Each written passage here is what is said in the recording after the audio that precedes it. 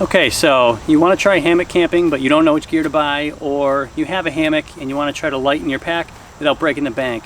And this video is for you. I'm going to take a look at the Warbonnet Mini Fly and show you how it made its way into my pack as my go-to tarp for ultralight backpacking. Coming up.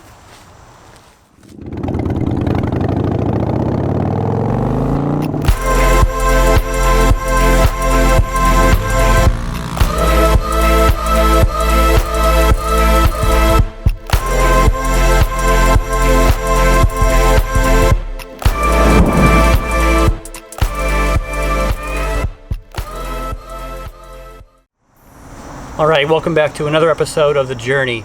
That's right, on this episode we're going to take a look at the Warbonnet Mini Fly and why I like it so much.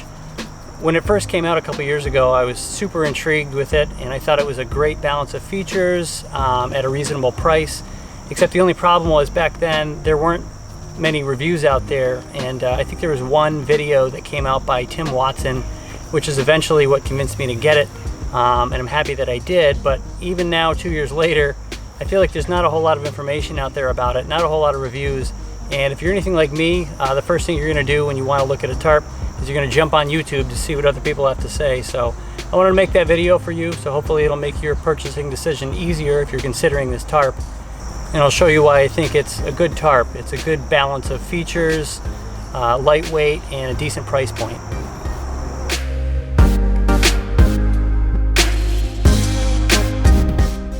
This tarp serves as the critical barrier between a warm, dry night's sleep and a wet, miserable night. So I count on it, I rely on it, and it hasn't let me down yet.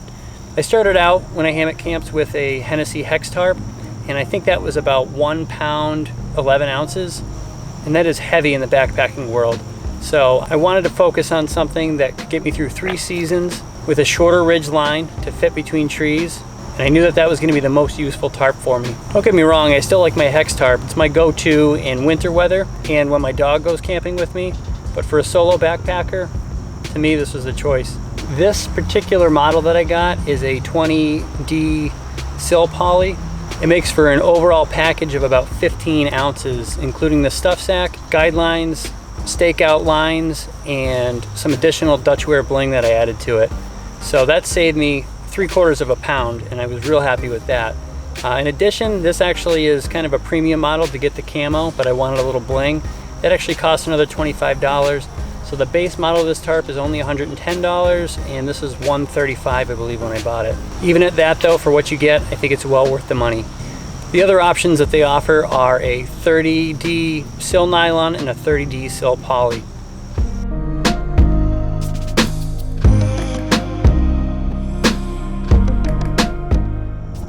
In addition to the weight savings, the 20D sill poly is actually really slippery. It can be annoying sometimes whenever I go to pack it up that I actually drop it because it slips out of my hands. But in general, it's a good thing because it crushes down nice and compact. You can stuff it in your pack, and the slipperiness actually kind of helps in my opinion.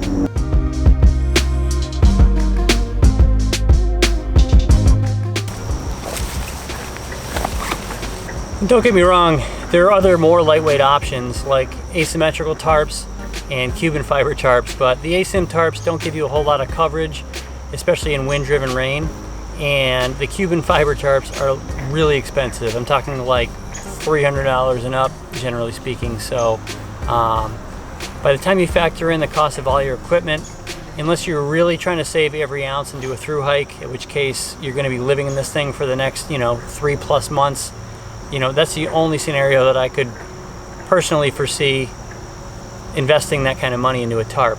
You do hit a point of diminishing returns. All right, if you're enjoying this, please let me know. Give the video a thumbs up.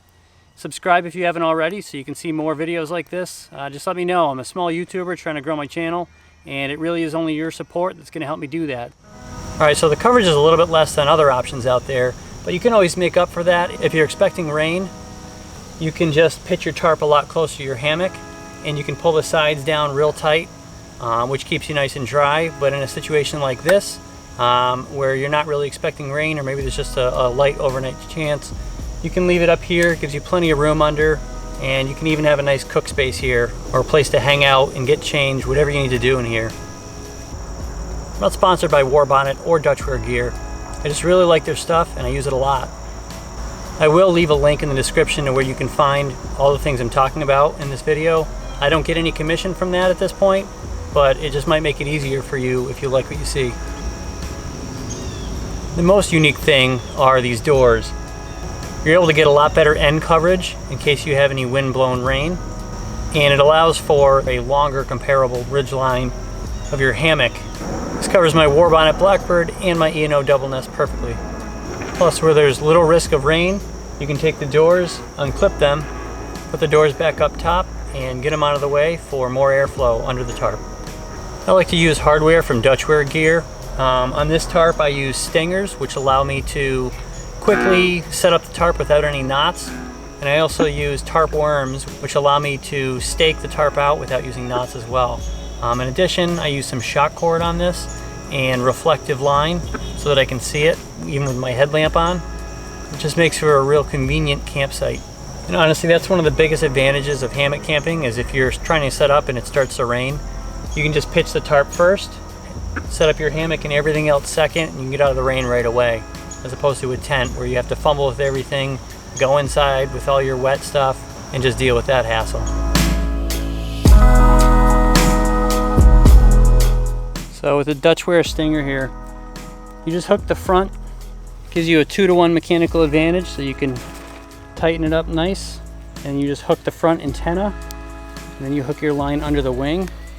I've never had that come undone for me, but some people do an extra loop here, or just tie this off again, but again, I never had to. And then whenever you have to take it out, again, this is no knots, so you just give it a little tug, and it'll come right apart for you. All right, so at the end of the day, if you're considering buying this tarp, you're probably wondering, should you buy it? If I haven't made it obvious by now, it's a resounding yes. I really do like it. I think it's still the best value on the market for the price, and I haven't found another tarp out there that's a better combination of weight and features, you know, especially in this price point. So for $110 or $135 in the world of backpacking, that's really not a whole lot. So I think you should give it a shot if you're on the fence, and I hope you enjoy it. Hope you enjoyed this video, and I hope to see you in the next one. So as always, stay safe out there. Maybe I'll see you on the trail.